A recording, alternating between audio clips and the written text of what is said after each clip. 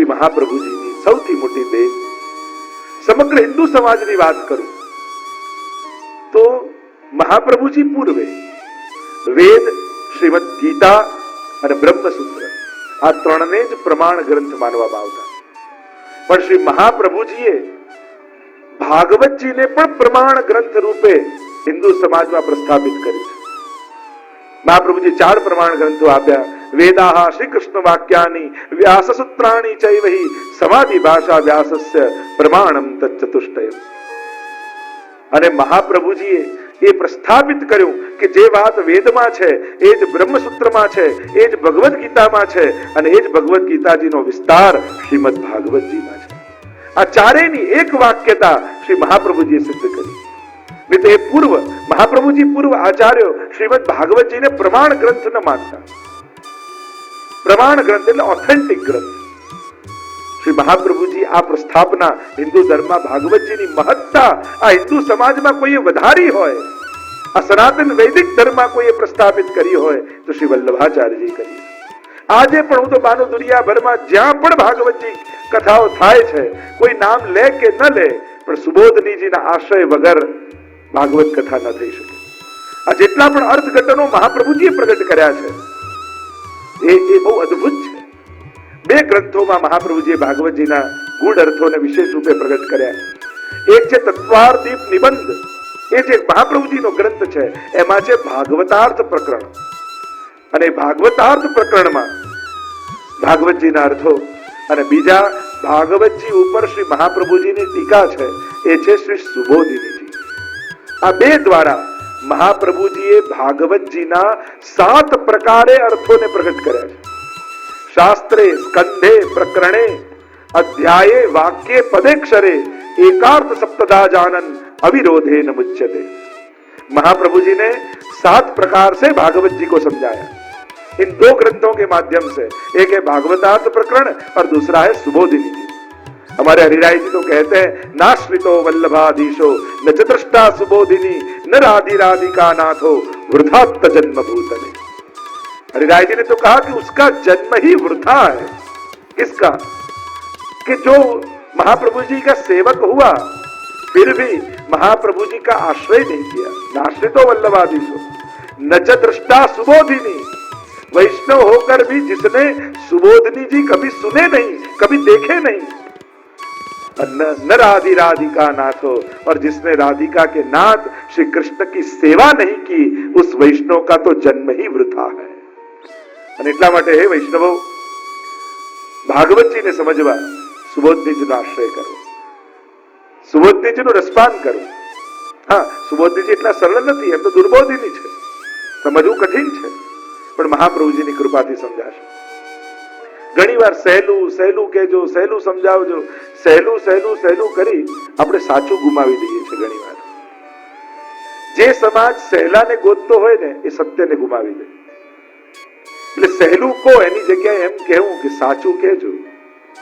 ભલે કઠિન હશે, અમે કરવાનો પ્રયાસ કરીશું, અમે સમજવાનો પ્રયાસ કરીશું, પણ અમારે સત્યને કરવું છે, સત્યને પામવું છે. નહીં તો કલયુગના 2 જ આકર્ષણ છે, મફત અને સહેલું. આ જ્યાં જ્યાં જોઈએ ને ત્યાં ત્યાં ભટકવાની સંભાવનાઓ રહે. અને એટલા માટે સહેલું નહીં પણ સાચું समझवानी कोशिश करो. देखो महाप्रभु जी ने भागवत जी के अद्भुत ढंग से 7 प्रकार से अर्थ किए. शास्त्रे, स्कंधे, આ શાસ્ત્રનો અર્થ શું? દરેક સ્કંદ પાછળ કયો ભાવ, દરેક સ્કંદની મહત્તા મહાપ્રભુજીએ સમજાવી કે એક એક સ્કંદમાં કઈ કઈ પ્રધાન લીલાઓ છે. સ્કંદે પ્રકરણે, પ્રકરણ વિભાગ બતાવ્યા. તમે મંગલાચરણમાં પણ ચતુર્વિશ્ચ ચતુર્વિશ્ચ ચતુર્વિશ્ચ ત્રિવિશ તથા ષડભી વિરાજતે યોસો પંચદારદે મમ આ એક શ્લોક બોલો છો ને, એ આખા 10મ સ્કંદનો પ્રકરણ વિભાગ છે. તમે આ એક શ્લોક બોલી આખા 10મ સ્કંદનું સ્મરણ તમે કરો છો. આ પ્રકરણ વિભાગ છે. તો મહાપ્રભુજીએ 12 સ્કંદોને વિવિધ પ્રકરણોમાં વિભાજિત કર્યા. તો શાસ્ત્રે, સ્કંદે, પ્રકરણે, અધ્યાય, દરેક અધ્યાય પાછળ કયો આશય છે. વાક્ય, દરેક વાક્યનો અર્થ કર્યો. શાસ્ત્રે, સ્કંદે, પ્રકરણે, અધ્યાય, વાક્ય, પદે, પદ અને અક્ષરે, તો એક શાસ્ત્રથી લઈ અક્ષર અક્ષર સુધીના અર્થ મહાપ્રભુજીએ પ્રગટ કર્યા છે. આ ભાગવતજીના અદ્ભુત રીતે મહાપ્રભુજી અર્થઘટન કરે. કદાચ એ રીતે ભાગવતજી કોઈ સમજાવી શક્યું નથી. તો આ શ્રીમદ ભાગવતના ગૂઢ અર્થોને પ્રગટ કરવા વાળા શ્રી મહાપ્રભુજી પોતે વિરાજમાન છે. અરે સ્વયં મહાપ્રભુજી જયારે વ્યાસાશ્રમ પધાર્યા અને ત્યાં વ્યાસ ગુફામાં પધાર્યા, કૃષ્ણદાસ મેઘન બહાર ઉભા છે. કહ્યું તમે બહાર ઉભા રહેજો. અને પેલો પ્રસંગ આવે છે, શીલા ગબડતી ગબડતી આવી અને કૃષ્ણદાસ મેઘન 3 દિવસ સુધી એ શીલાને પકડીને ઉભા રહે. અને મહાપ્રભુજી વ્યાસ ગુફામાં પ્રવેશ કર્યો અને વ્યાસજી સાથે યુગલ ગીતના 1.5 શ્લોક ઉપર 3 દિવસ સુધી ચર્ચા થાય કે વ્યાસજી સાથે ચર્ચા, કારણ કે વ્યાસજીને તો જે અનુભવાયું છે ગાયું છે, પણ વલ્લભ તો સાક્ષાત કૃષ્ણનું સ્વરૂપ છે. સ્વયં જયારે પદ્મનાભદાસજીની આગળ જેમ ગઈકાલે મેં ચર્ચા કરી હતી, ભાગવત કથા કરતા હતા, મહાપ્રભુજી આવીને બિરાજમાન થયા અને એ જ શ્લોકોનો અનેક રૂપે અર્થ કર્યો છે. મહાપ્રભુજી જ્યાં જ્યાં 7 દિવસ સુધી બિરાજી ભાગવતજીનું પારાયણ કર્યું, એ સ્થાનોને આજે આપણે બેઠકજી રૂપે ઓળખીએ છીએ. ત્યાં 7 દિવસ સુધી મહાપ્રભુજી પારાયણ કર્યા છે. અને જ્યાં જ્યાં પારાયણ કર્યા ત્યાં આજે પણ મહાપ્રભુજી ત્યાં ભાગવતજીનું પારાયણ કરી રહ્યા છે. महाप्रभु ने जो कहा है वह भगवद आशय को कहा है. कोई ग्रंथ नो साचो अर्थ क्यारे कहेवाय? જ્યારે એ ગ્રંથના કર્તા જે કહેવા માંગતા હોય એ વાત કહીએ ત્યારે એનો અર્થ કહેવાય. આજે પોતપોતાના વિચાર પ્રમાણે બધા જ અર્થો કરે, પણ એની પ્રમાણિકતા શું, એની મહત્તા શું? કાંઈ નહીં. એ કેવલ એના બુદ્ધિનો વિચાર છે. આજે પણ સમાજમાં જુઓ કેટલા પ્રકારના સાહિત્યોના કેવા કેવા વિચારો ઉભા થાય. ભગવાન વિશે પણ એક વસ્તુ યાદ રાખો, ભગવાનના ગ્રંથોને ભગવત બુદ્ધિથી જ અર્થઘટનો કરવા જોઈએ. એના લૌકિક અને વ્યવહારિક બુદ્ધિથી જ્યારે અર્થઘટન કરવા જાઓ છો ત્યારે તમે ભગવાનની લીલામાં પણ દોષ જોઈ લો છો. આજે ઘણા આધુનિક સાહિત્યકાર જુઓ, એમને રામ જોડે વાંધો છે કે સીતાજીને કેમ આમ કર્યું. સીતાજીને પૂછો તો એ તો કે મને જન્મો જન્મ રામ જ જોઈએ છે. સીતાજીને કોઈ વાંધો નથી, પણ એમને તકલીફ પડી જાય. કારણ લૌકિક બુદ્ધિ અર્થઘટનો થાય છે. જો જે વિષયનો ગ્રંથ હોય એ વિષયનું દર્શન થવું જોઈએ. વિજ્ઞાનનો કોઈ ગ્રંથ પુસ્તક હોય તો એને વૈજ્ઞાનિક બુદ્ધિ રાખીને જ એને વંચાય, તો જ એને સાચો ન્યાય આપી શકાય. એમ જ આધ્યાત્મિક ગ્રંથ હોય એને આધ્યાત્મિક બુદ્ધિથી જ અર્થઘટનો થવા જોઈએ.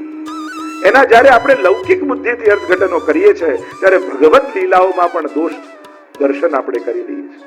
શ્રી મહાપ્રભુજીએ ભાગવતજીના દિવ્ય અર્થોને પ્રગટ કર્યા અને કહ્યું મહાપ્રભુજી કે આ ભાગવતજી એ તો સાક્ષાત શ્રીનાથજી બાવાનું જ વાંગમય સ્વરૂપ છે. એ સાક્ષાત ભગવત સ્વરૂપ છે.